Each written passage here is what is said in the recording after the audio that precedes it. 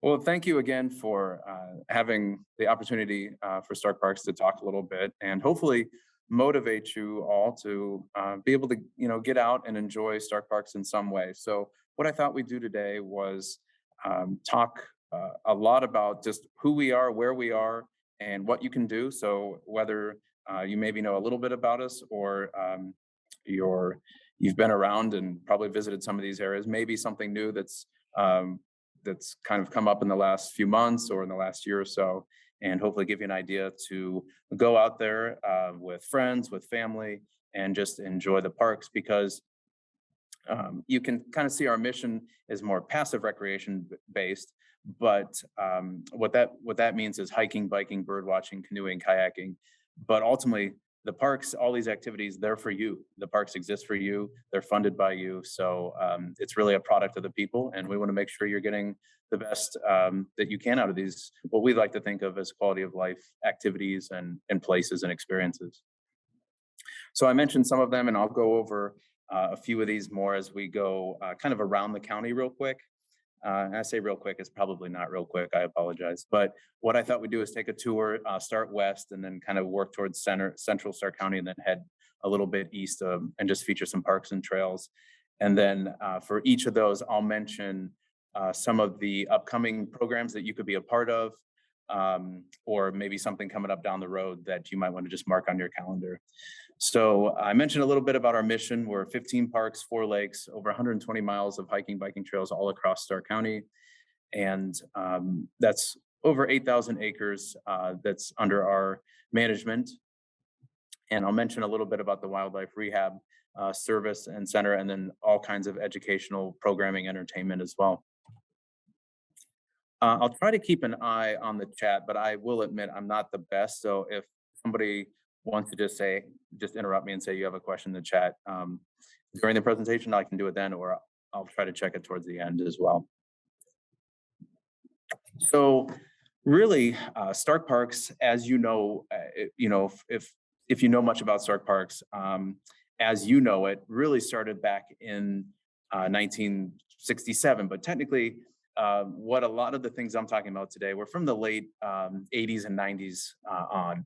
And one of the reasons for that is the Towpath Trail. That is what really kind of showed Stark County what could maybe happen with biking, hiking trails, equestrian trails in Stark County. When we kind of demoed, this is at Lock 4 in the Canal Fulton area, we demoed just a few hundred yards, I think it was a quarter-mile trail, and said, how would this work in Stark County? And we had a really good response. And that's what really spurred the growth of trails all over the county. It started with the towpath because a lot of that land had been preserved. So we're talking about 26 miles between Summit County and Tuscarawas County on the western, not the edge, but the western side of Stark County. So this goes through Canal Fulton, Maslin, and down through Navarre and then into Bolivar. So for instance, Canal Fulton right through St. Helena Park, right next to Cherry Street Creamery. I could do a whole presentation on ice cream, probably, but I'll try not to use too many references today. But right through there, this picture is at Lock 4, which is about a mile south. And then another popular spot is Lake Avenue in Maslin, where the Blue Heron Deli is, Ernie's Bike Shop. They rent canoes and kayaks through there as well on the river. So that's a great spot. I really like to go to John Glenn Grove on Warmington, which is right off 21 near Menards and the Nichols Thrift Bakery, or even Craig Pittman, which is a little bit further just past downtown Navarre. Those are two really good spots because once you go south from there, the river, the Tuscarawas River is just bending in and out of view. There's a little bit more elevation and some up and down, just rolling hills. Otherwise, the trail is primarily flat. It's a crushed limestone surface most of the time, and then we do use an asphalt surface for a few miles, sometimes a quarter mile, sometimes a few hundred yards, usually in the flood-prone areas. And then north of Canal Fulton, we do have like a 2-mile stretch or so that is asphalt because it's low-lying. So I mentioned that runs north to south through western Stark County, and running from the Towpath Trail in Maslin to the west towards Dalton is the Sippo Valley Trail. Once again, a very flat trail. It's an old railroad. And this runs across like 17th Street and Bison and Kenyon, Skyland, if you know where that area is, it kind of runs parallel to Cherry Street, which what does Cherry Street turn into? It changes names. I'm forgetting that right now. But you're running between Route 30 and 172 and Cherry Street that whole way out. So there's 8 miles in Stark County, and then there's 2 more miles in Wayne County. So you come out just around that Wendy's in Dalton, and unfortunately, the Dalton's area is on the other side of Route 30. So you have to cross the highway if you know, ice cream is your motivation for riding, like it is so many. And then I wanted to bring up Old Muskingum Trail too, because maybe some of you have been on the towpath, and sometimes you go up a few miles and you come back and you see the same thing. So between Cherry Street in Canal Fulton and 40 Corners in Maslin Jackson area is the Old Muskingum Trail, and it's on the west side of the river. So you could actually loop if you want on a bike ride or even a hike. You could cross over at 40 Corners, Cherry, and then in between a Butter Bridge or even the High Mill footbridge that goes across the river as well. So maybe this was just an idea for changing up your route sometime. Just make it a little bit different scenery on the way back. Both trails are very flat, crushed limestone. The reason I like Old Muskingum is it's not quite as busy. We do allow horseback riding on that, so it's a little wider too. So anyways, just something I thought I'd mention. Now, where I'm coming from, where I'm speaking to you from today is from Sippo Lake Park. And there's, of course, a few different entrances and areas of Sippo Lake. This is our headquarters for most of our administrative functions in the park, but also some operations and rangers on this side of the county in Western Stark County. And Sippo Lake was one of those parks that has been around for many years, and for many decades, it was our kind of premier park. So there's a lot of things to do here because there weren't a lot of other parks to put those projects into. So this is the marina. This is off Perry Drive in Tyner. It has great timing that we're doing this because it has fishing, boat rentals, pedal boats, kayaking, canoeing. We have rowboats and stand-up paddle boards too. So we're open every day right now, 10 a.m. to 9 p.m. daily, and then we'll take those hours back a little bit once we hit Labor Day weekend. So this is just a Sippo Lakes is a really cool day trip, half day trip. So you've got the marina, which you can rent boats, you can buy fishing bait. You've got some different facility rentals around the area, shelters and banquet rooms. I'm actually sitting in one of them right now, although you just see the I guess the hand tone wall behind me. But pontoon boat rides, and my note's not showing up in the presenter view that I have, but let's see if I can go off memory here. I think it's Tuesday, Thursday, and Saturdays. We have pontoon boat rides. Check that. Just Thursdays and Saturdays. Take the Tuesday out. We have open pontoon boat rides, so no reservations required. So Thursdays we do a 3, 5, and a 7 tour at Sippo Lake, and then on Saturdays we have a 10, noon, 2, and 4. So Thursdays 3, 5, and 7, and then Saturdays 10, noon, 2 o'clock, and 4 o'clock p.m. You don't have to register in advance. It's $10 for adults, and adults ages 12 and up. Kids are $5. And then any child under 2 is free. So we provide the captain, and we just take about a 35, 45-minute ride around Sippo Lake, a little narration of the history of Sippo Lake and some of the things that happened. So that would be something you're certainly invited to do. We'd love to see you out here and do that. The boat is, it seats, I think 8 people. It does have an accessible ramp as well. I will say getting down to the marina area right now, the best way to do that is not park at the very upper parking lot. It's actually to go down the boat ramp, and there's some accessible parking down right next to the lake, and go into the marina that way. So that would be my recommendation, because if you park at the very top, it only gets you about halfway down to one building, and then to get to the marina and other buildings, there's steps. So I would just go all the way down to the lake level. I will say that that ramp that you drive is it is steep and windy, so just be prepared for that. But we'd love to see you out here for that. Now, the building that you could barely see in the background is the Exploration Gateway. That's where I am right now. This is off of 12th Street, and this is the shared building with the Stark County District Library. Now, the library has been under renovation since February, I believe, and just opened Saturday, and then I think yesterday was their first full day after renovation. So it's nice to have nice to have that vibe back in here with some more library patrons. Just as we started, our archery adventure camp broke up here, so there were probably 12, 15 kids that just went by. So it's nice to have that summer vibe in this building where there's just people enjoying the park, coming through the building for all different purposes. So I'm sitting in one of the indoor banquet rooms, but we also have two other ones in this facility. And then upstairs we have a Canalway Center, which is like basically a walkthrough history tour. You could call it a museum, maybe. I don't know if that's the best term. Also, upstairs I mentioned the Canalway Center, which is free to walk through. That's open daily. Monday, it's only open Monday through Friday right now. We still haven't successfully brought back our Saturday and Sunday hours yet, but we're hoping to do that soon.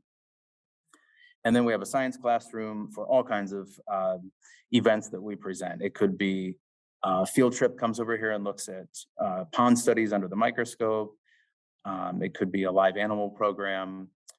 We could be making squirrel boxes or bat houses. So what you'll see in this facility is very versatile rooms. They're available for rent. We could have a wedding reception in the room I'm in right now. You could vote in it later on election day. We could have a concert, a big band concert, something like that. Speaking of which, there is a big band concert. Well, there's two concerts coming up. This Thursday at 6:30 p.m. is the Canton Symphony. It's the first Serenades in the Park concert. And that is a woodwind quintet. And then we'll travel around to some of the other parks, and I'll mention where some of those are and the dates. But we're primarily on Thursday nights with the small groups. And then on Friday, on the both of these are on the back patio, so bring a chair or a blanket. Friday at 7 o'clock, we're going to have the jazz workshop, big band and jazz group playing. So those are both free. Come on out, bring your blanket, chair, bring your snacks, and just enjoy the park. And then on the west side of Sippo Lake is our Wildlife Conservation Center. This would be a great place to stop with any grandchildren or children or friends from out of town. I wouldn't call it a zoo but it's similar. There's live wildlife displays, and the building has two functions. It's really when you find that hurt or injured animal or maybe orphaned, you get in touch with us and we can help take care of that animal. And then also when some of those animals are no longer, when they can't survive in the wild, it could be a wing injury or neurological. Sometimes they're deemed that they can stay with us as animal ambassadors. And that basically means they're going to live out their life at the center, and they're going to be an ambassador for their species. They're going to go out to school programs, scout programs. They're going to help explain what makes these animals unique, and sometimes how we can maybe prevent these injuries from happening and just all live in a better unison with wildlife. What are some of our everyday actions? So you can, all three sides of Sippo Lake are connected via the Sippo Lake Trail. So you could hike a limestone trail between the marina over to the Exploration Gateway, and then also connect over to the Wildlife Center. It's free to walk through the live wildlife displays. The building's open 7 days a week. Inside right now, usually in the winter, we go down to just 6 days a week, and we'll close Sundays. But you'll see some displays inside, and then also some displays outside. Outside, there's fox, owls, skunk, possum, groundhog, a crow, turtles, ducks. I feel like I'm missing a premier one there. And then inside, you'll see some snakes, bats, things like that. So this is a really cool place, and something that I recommend you definitely try to visit if you can. There is a one-way window that you can kind of look into a wildlife feeding area and see some of the volunteers and staff, like in this picture, feeding baby animals and doing some of the work that happens at the center that's behind the scenes that you don't exactly get to see all the time. And then just down the street from Sippo Lake, and it's our newest park actually, is Tamashano Park. A lot of you probably remember this. It's a former golf course off Hills and Dales Road, and through Clean Ohio funds, which is something that is our state tax dollars that we brought back to Stark County, we were able to purchase this and preserve this as a park, this area as a park. So we're talking about the Hills and Dales entrance, where the white, kind of that long white split fence is. That's where the Stark Parks portion is. Behind that, going kind of like behind Hollydale Farms area, and working, over towards Everhard and Fulton. That's where the mire is, and that's where there's also 40 acres of Jackson Township parks in between. So what you'll see on our portion, we've used a lot of the former cart paths to just make some temporary trails for now, mowed grass, using some of the asphalt or gravel that's there. And right now we're working on a plan that has more permanent routes.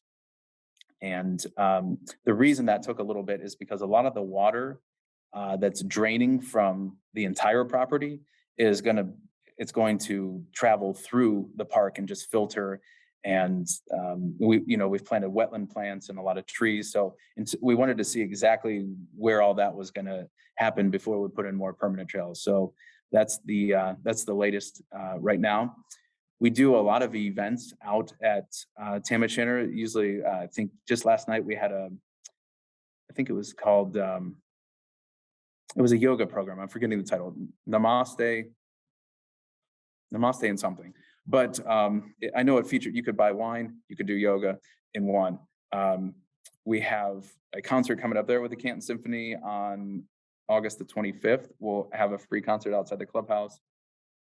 We have a Ranger for a Day event, usually in September. I don't have the date of that handy today, but that's great for kids to come out and just see what it's like to be a park ranger and have all kinds of interactive stations and triads.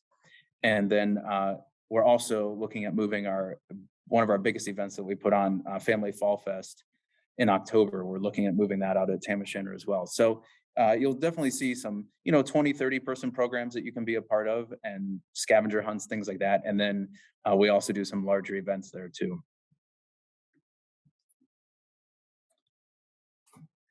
And another park just not too far from Sippo is Petros Lake Park. So this is down Perry Drive south. So you go over Lincoln Way or Tusk, and you go over Navarre Road. And before you get to Faircrest, you'd see Petros Lake Park on your right, and the Timken Steel Faircrest plant would be on your left. So if you kind of know where that area is. And Petros it's a really unique area. A lot of different habitats. Of course, you have the lake for fishing. I wouldn't say it's really worth putting a kayak or canoe in, but I've seen people do it. It's pretty small. You've got the 1.2 mile crushed limestone trail that goes around the lake. And then you've got several natural surface trails, a Bluebird Trail, a Woodland Trail that go through some other habitats. And you definitely see some elevation on those trails, and even on the limestone trail too. But just some really spectacular views, a lot of different wildlife, a lot of pollinators out at that park. So we do a lot of surveys for bees, some birding surveys. So that's you're probably going to see something new almost every time you go there if you're looking. And one of the things that happened a few years ago in our community, in the Perry community specifically, there was a number of suicides in our youth. And we worked so closely with Perry over the years, so many field trips, and we're out to their schools.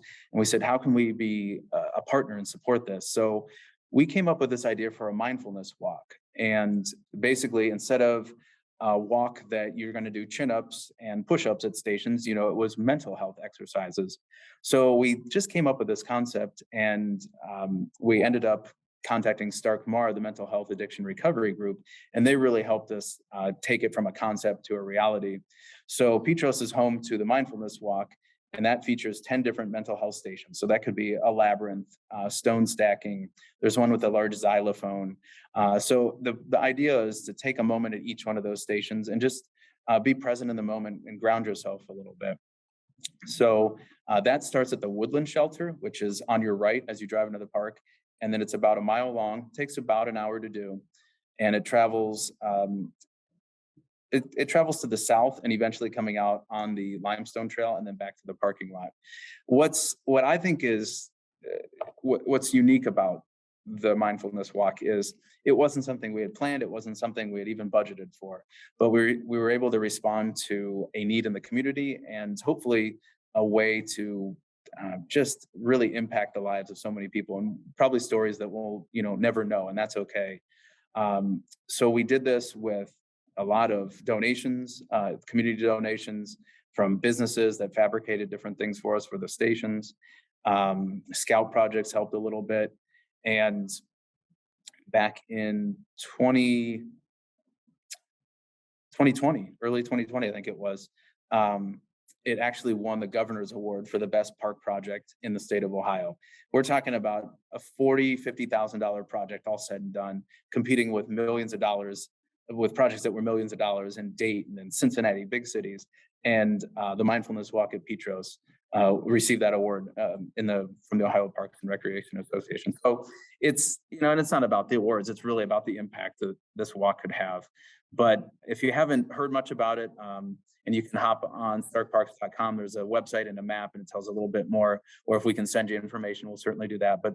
But that would be something really unique and different that you don't see too many of those around. We do get probably 1 or 2 a month requests from all over the country, other places to tell us more about that project, and they're looking at trying to do that in their community. So I wanted to jump over to the North Canton Plain Township area and talk about the Hoover Trail and the Middle Branch Trail. If you know where Washington Square is and Walsh University, behind Washington Square, behind Giant Eagle and the restaurants, or the Hoover Park, if you've ever been there for a wedding reception or an event, is the Hoover Trail. So this loops, if you use the sidewalk, it loops basically from right next to the Starbucks drive-through all the way around Hoover High School, and then comes out on Taft, which is not too, it's just next to the old Hoover factory, just a little bit across from the North Canton YMCA. And then it also connects under Market Avenue via tunnel and to the Middle Branch Trail, and then runs around Glen Oak High School, around Plain Township's Veterans Park, and then down into some of the Canton City parks past Gervasi, and then eventually under 62. So it's good for a short walk. And I was just on the Hoover Trail yesterday working on a trail counter, and you're guaranteed to see deer. I've heard great horned owls calling in the evening. So you're tucked, you're kind of tucked in there when a lot, among a lot of development, commercial houses, but it's a really just pretty area. It's a great walk. You can kind of do a few different distances. You could do a short loop, you can do a longer loop, you can go more linear. So the Hoover Trail and then the Middle Branch Trail, I think they're an interesting example too, because you see a lot of people that'll ride the Giant Eagle or ride to a library to return their materials. So it's not just for recreation. I think it's for just some practical transportation alternatives too. On the screen, you can kind of see some of the places that the Middle Branch Trail takes you. And one thing that I think is really neat, this opened in 2012. And what I think is really neat about this trail is from really all the way from First Christian Church and the tunnel down to just under 62 into Schreiber Park, there was only one piece of property that we actually needed to purchase to put the trail through. The rest was donated by city, township, private business like Rice's Nursery or Gervasi. We worked with the developers of the neighborhoods. So I really feel like that's a good example of people really seeing what the value of trails could be for their community, for their township, their city, and that yes, it's a recreation pursuit, but also in this area, we estimate that about a third of the population of Stark County lives within about 3 miles of these 2 trails alone.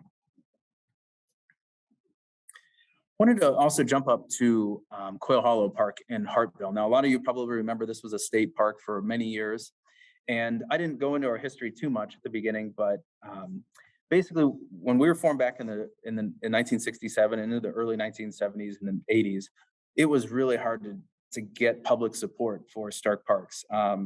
It was a dream, it was a vision, but when it came to funding it and making it happen, it was really tough. So it took many years to finally get past literally recycling cans and scrap metal and maybe some small grants to keep some programs going for 3 years or 4 years until that ran out.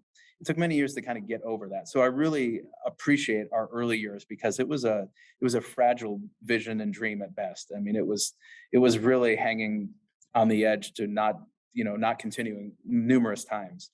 But in the 70s, when the Cyberling family, or not Cyberlings, I'm drawing a blank on the Quail Hollow family right now.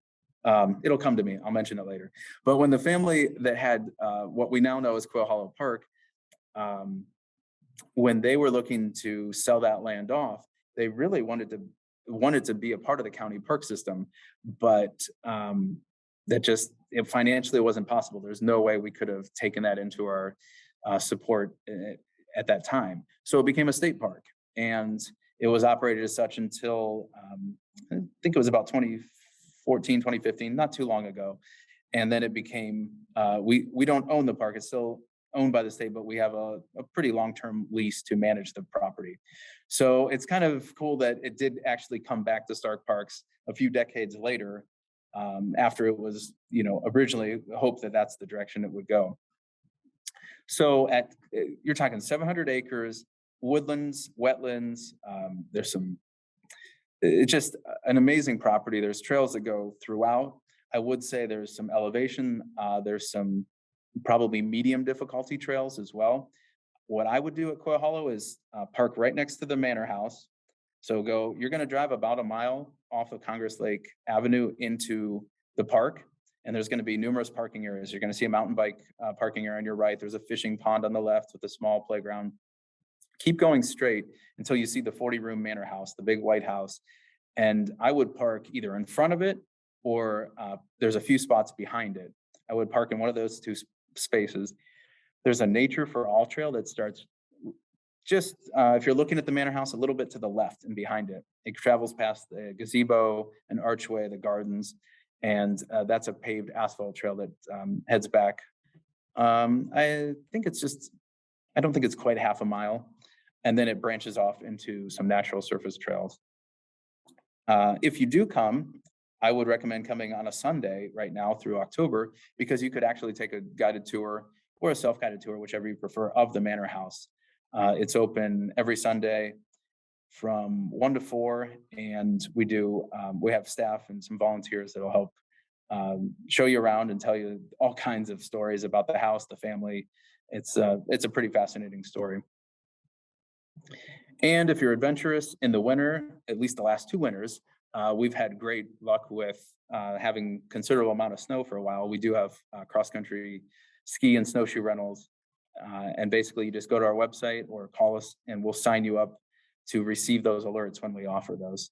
So we have the rentals up there that are pretty cheap. We'll do some basic instruction and get you going and get you out there.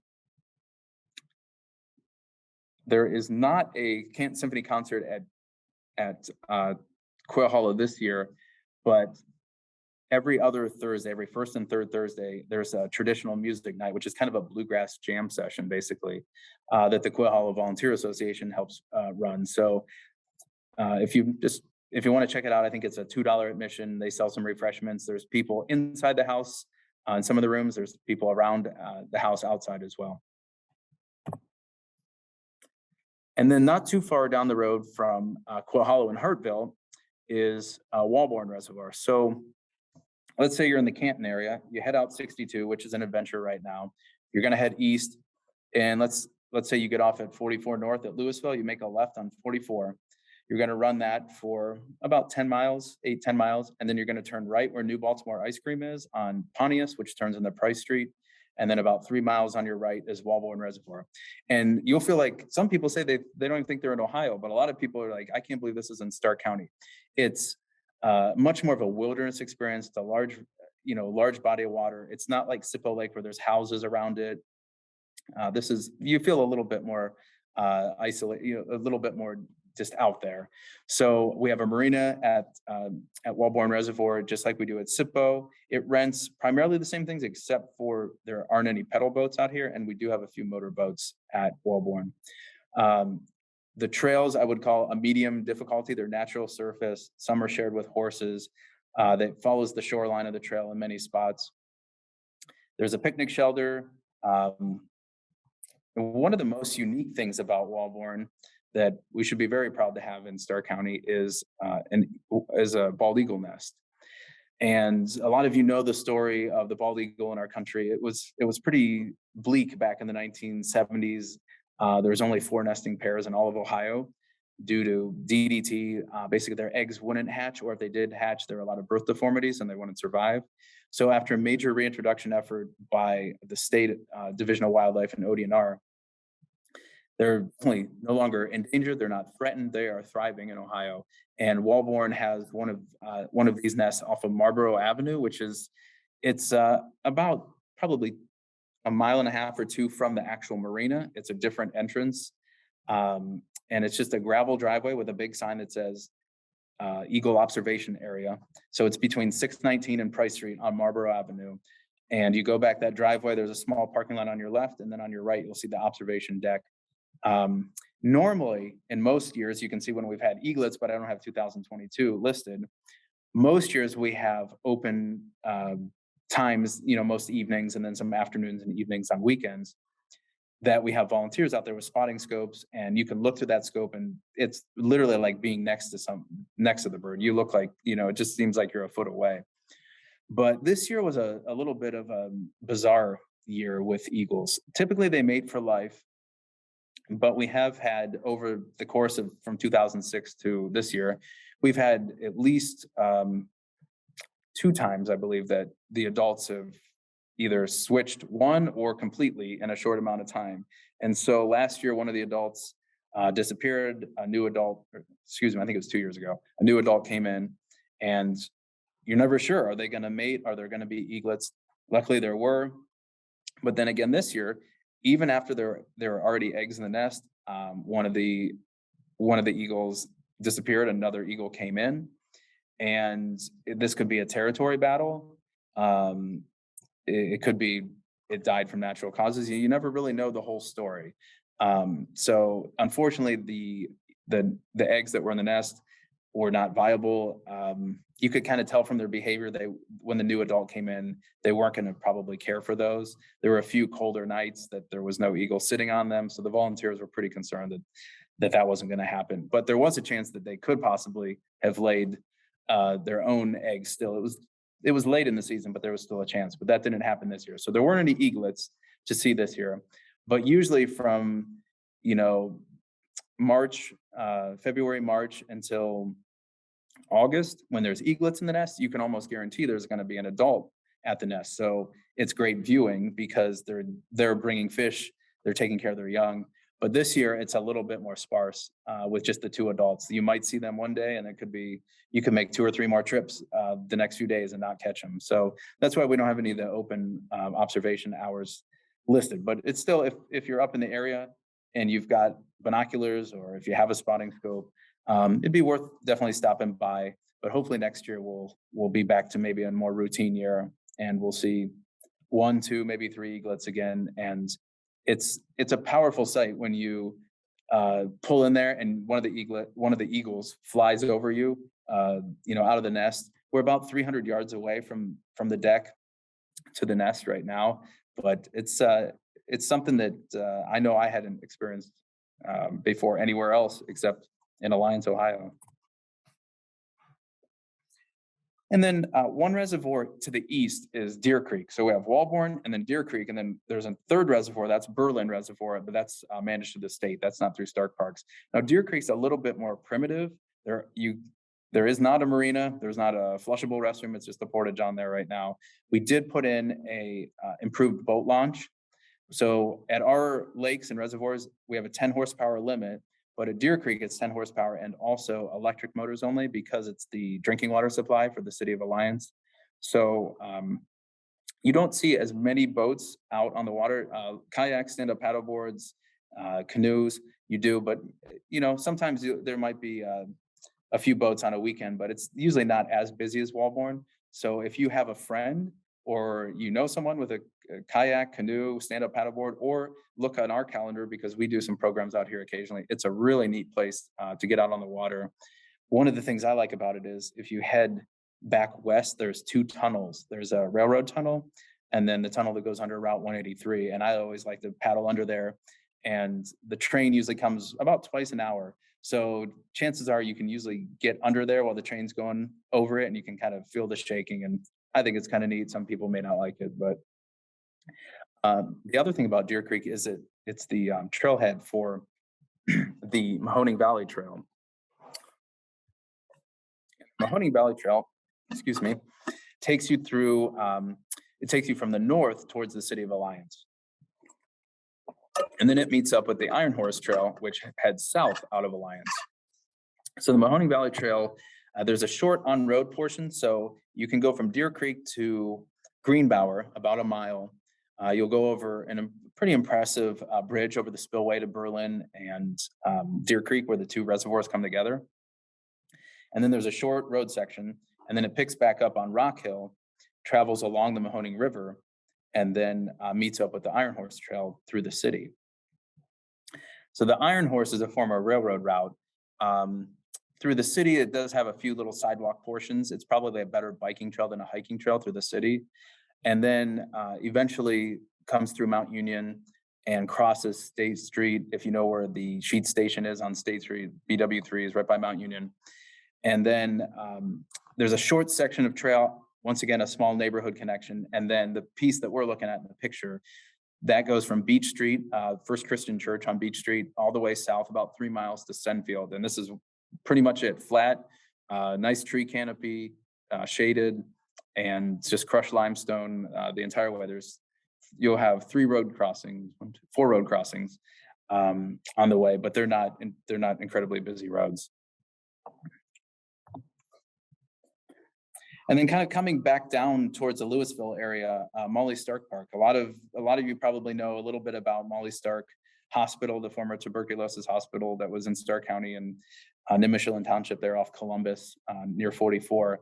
And what we've done is we've built a really fascinating tour based on all of those stories that we've collected over the years, people that have worked there, people that had family there.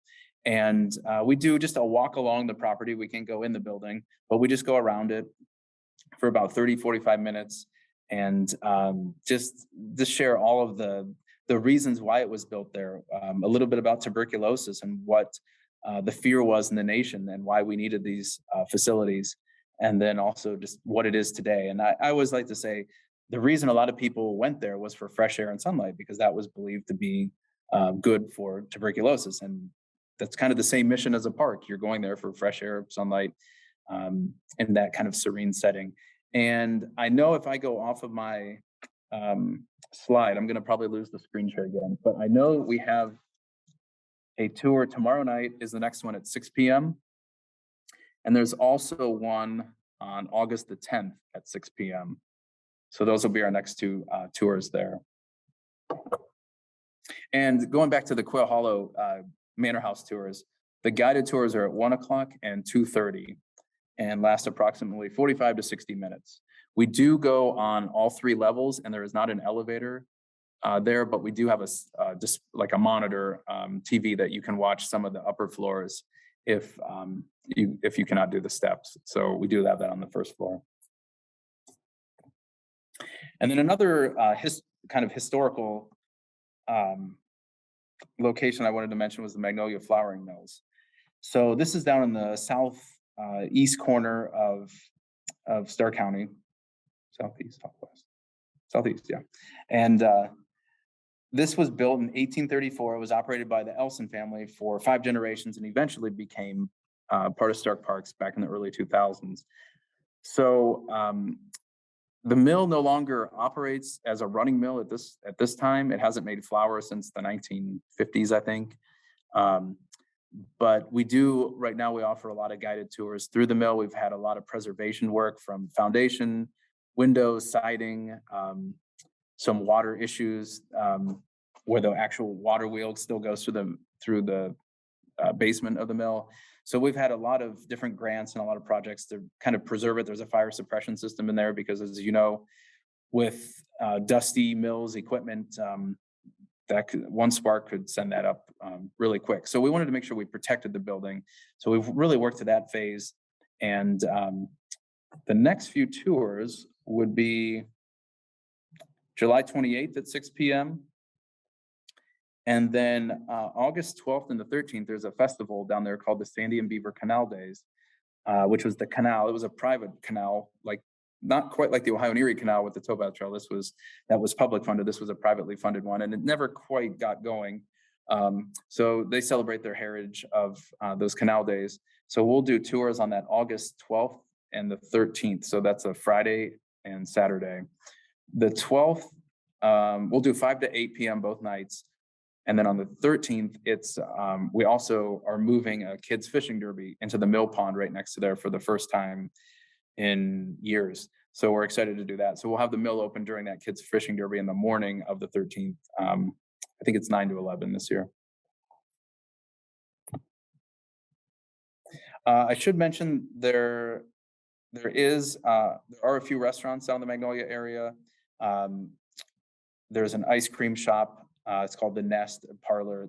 So if you come down to this area, you could do the Magnolia Flouring Mill if it's on a tour date, and then not too far up the road is Frye Family Park. So you've got 2 parks, and you've got some restaurants. Of course, you've got Chibo's over in Waynesburg, which is close by. So I think you could do a little half-day trip down here. And I know a lot of people say, oh, that's all the way down Route 800, that takes forever.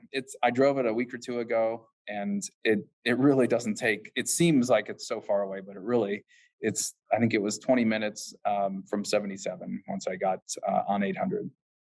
So Frye Family Park, if you're going down Route 800 south, you go through Canton South and towards the East Sparta Magnolia area. If you know where the bowling alley is on Westbrook, or if you know where the library is on Farber, there's the Sandy Valley Library branch.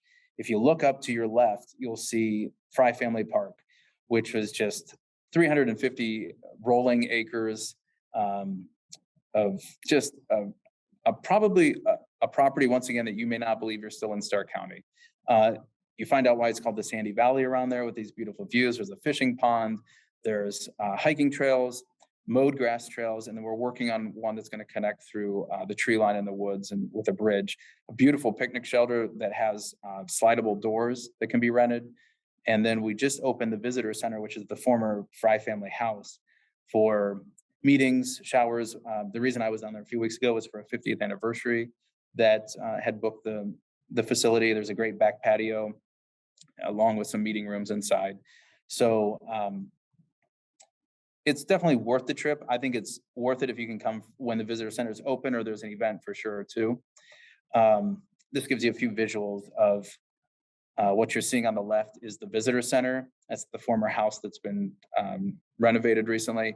And then on the right, the aerial photo, that's the picnic shelter that you can't quite see in this photo. The 2 walls that aren't showing are the ones that slide open, the doors slide open, and you've got the views of the surrounding area. Another unique thing about Frye Family Park is it's considered a dark park, certified urban night sky dark park. So there's just a few of these in Ohio, and basically the idea is to basically cut down the light pollution as much as possible. So we had to go through a certification process to show what type of lighting we use, or if we use lighting at certain times. So this is a really unique place for stargazing and meteor shower programs. So you'll see some of those on our website and on our calendar. I know that the Perseid meteor shower is coming up in August, and I don't have the details in front of me what the date is. but I believe we have a program down there, hopefully if it's clear that night. And also I failed to mention two of the concerts. Thursday, August 11th at 6:30 will be at Deer Creek Reservoir up in Alliance, which is a really unique setting. It's a string quartet too. It's just really beautiful setting for that music. And then Frye Family Park will be next Thursday, the 21st at 6:30. We'll be in the shelter there with the string quartet as well. So both of those, that would be a great reason to visit Frye Family Park or Deer Creek, but I think Frye especially, that's a great time to visit when there's something like that going on. So I know I mentioned a lot about the places. I tried to put a little bit about what's happening there that you could be a part of, from the mindfulness trail to the wildlife center. One thing I forgot to mention at Sippo Lake, actually, that we just opened with the library just over a month ago, is we just installed a trail tail. It's a story walk here at the building on 12th Street. So that's the Exploration Gateway entrance to Sippo Lake Park. So that's about 15 or so signs, probably 20 or so pages of a children's book that rotates each month that you read along the way, and then there's activities to do. So if you have grandchildren, that would be a fun thing to do on your visit here. Right now it's Una, she's a mermaid. It's a story about all of her talents and what she does to discover all of these things. So that's something that we just opened up, but obviously we partner with all kinds of agencies and do live animal presentations, bike rides, kayaking, canoeing, the pontoon boat rides. So we'll go out to other facilities with some of these options. And then of course, people come to us as well. And then we work together with libraries, Starkmar. I mentioned some of the city parks and township parks. So there are things that we don't specialize in. We try to also bring those that do in and for that experience. Another thing I wanted to mention, because I know we're talking on Zoom here today. We live in a world where technology is a part of our lives every day. So how can sometimes, especially with kids, how can we maybe bridge that gap where we can take some technology, but also just some good old fashioned get outside and discover, run, use some energy, and just, really appreciate what's around us and not be boring, right? So geocaching and questing are a really good way to do that. So think of this as like a scavenger hunt. With geocaching, you can use a smartphone if you have the geocaching app, or you can buy a GPS unit and preload coordinates in to find these little hidden, basically, trinkets. I don't know what else I would call them, just little treasures that just to say you found it. And so this might be something that I think is a great multi-generational activity where you've got a little bit of technology, but you're also getting out, you're moving your body, you're appreciating the wildlife, the nature that's around you. And questing is similar, except you don't need the technology. It's just a straight little sheet of paper with rhymes on it, and you have to try to find the end point as well. And then we also have some orienteering classes that we work with, an orienteering club in the area, where you're given a map and there's different control points that you have to check into and ultimately try to get to the end destination in so much time as well. Sometimes those are on the water, sometimes those are on land. So those are just maybe some other ways you could interact with Stark Park and try something new. Now, I mentioned a lot of the things that we do. We have about 80 full-time and part-time staff members that help do that. We also have a few hundred volunteers that make a lot of these things happen. And that's, you can see, from being the park mascot, helping with the injured wildlife, coming out to outreach booths with me at a lot of community events and farmers markets, and just encouraging people to use the parks. That's leading some of the tours that you might go on, the pontoon boat. Sometimes those are volunteers that are leading those tours as well. And we have our Friends of the Stark Parks, which is our nonprofit group that helps support us. Benches along the trail, different amenities like that, put on fundraisers to help with wildlife care. And another thing I wanted to share, just in case you had some neighbors, friends, family, is our Ranger Cadet program. So I mentioned Ranger for a Day, which is more elementary age kids, where they can kind of see what it's like to be a Ranger, hop on the four-wheeler and participate in a few things. We might have the archery range, things like that set up. But the Ranger Cadet program is definitely almost more of a shadow, I wouldn't call it an internship, but pretty close to that, program where youth that are high school and to just a little bit past high school age are welcome to really see what it's like to be a park ranger, both the law enforcement, the nature, the wildlife, all of that. So coming back from the COVID shutdown, the Ranger Cadet program, we're still trying to get the numbers back up. We lost a few people that aged out during that.